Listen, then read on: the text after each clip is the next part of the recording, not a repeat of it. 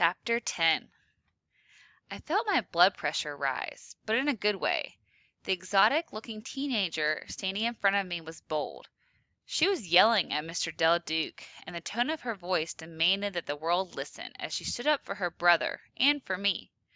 It was there, in the small, stuffy trailer on the edge of the baking hot blacktop of the Bakersfield School District parking lot, that I found an older girl who was disappointing only in her failure to speak the language of the most obliterated Kahlua people. I found my win. Del Duke stared at us, but he didn't say anything. Instead, he pulled the only rabbit he had out of a hat, which happened to be a cat from a cage. He gave us all a wobbly smile and opened the metal door of the plastic pet carrier. Then he said, "This is my cat, Cheddar. I thought you might like to meet him." So this is my surprise. I had said that my father was allergic to pet hair, which is why I couldn't have a dog or a cat or even a pygmy goat. This was Dell's attempt to please me, to bond. He brought in his cat. It was strange, but right then in that room, wasn't it? The cat took several, in what looked like slow motion, steps onto the desk. I knew that cats behaved in this casual way because they weren't needy. They didn't run and greet a person and slobber with joy. They didn't look for validation or recognition. They didn't fetch or cower or make big-eyed faces that say, "Love me, please."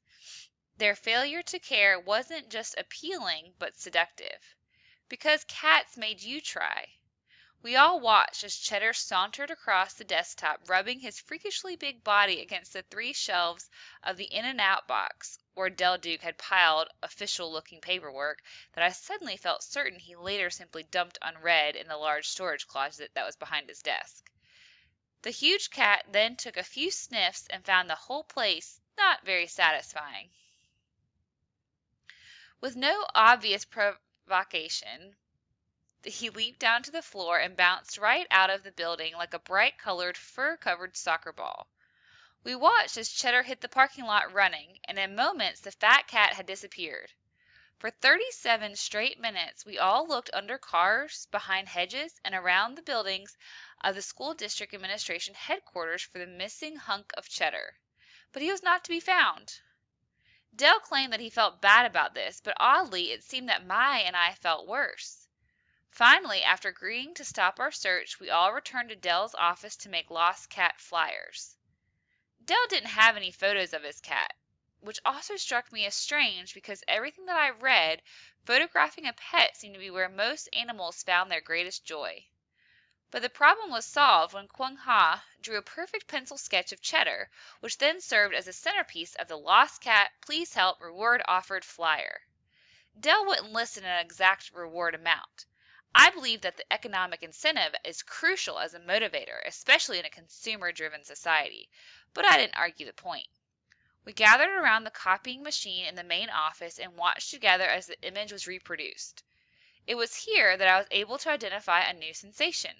I have never been a part of a true group effort with older kids.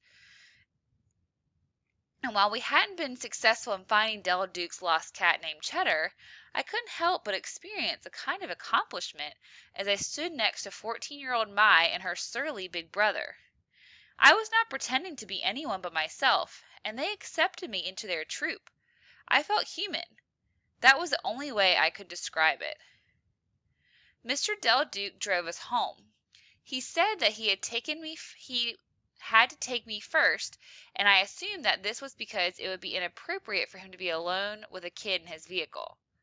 Parents had to give permission for students to be off school grounds with anyone who works for the district. But I didn't want to raise any red flags, even though that was my signature color. For a moment I drifted off into my head, but not with thoughts about something like cellular structure. I found myself imagining the place where Mai and Kwang Ha lived.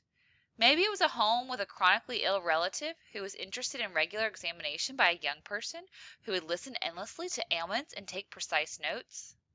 Or perhaps Mai's family had an apartment with a roof deck that housed an amateur self-constructed observatory with shockingly powerful reflecting telescope. Sitting in the back seat, I wanted to exchange vital contact information with this older and intriguing girl named Mai. In a blink of pure fantasy, I saw myself walking away from Del Duke's grimy car with a total glass vial of her blood sample for genome sequencing. Because even though Mai said during the cat search that her mother came from Vietnam, I hadn't completely given up on the idea that she could have something to do with the Kolua tribe. This was one of my secrets. When I was younger, I imagined that I was an Indian princess. Looking out the car window to the street that I'd known my whole life, I understood that origins were so important, even if you didn't know your own. I was energized. Once I was home, I went into the kitchen and fixed myself a drink of hot water mixed with a tablespoon of honey from my backyard beehive, and a tablespoon of my own homemade vinegar, made from tart apples, brown sugar, and distilled water. As I sipped the tangy beverage, I was certain that the day, despite the loss of the counselor's cat, had been a triumph. Having a friend, even one who was older and went to high school, would open a door for me into another world. That afternoon, I made a decision. I would learn everything possible about lost cats and Vietnam. I felt as if I were going up and over some kind of barrier after spending too long hitting the thing straight on. That is the end of chapter 10.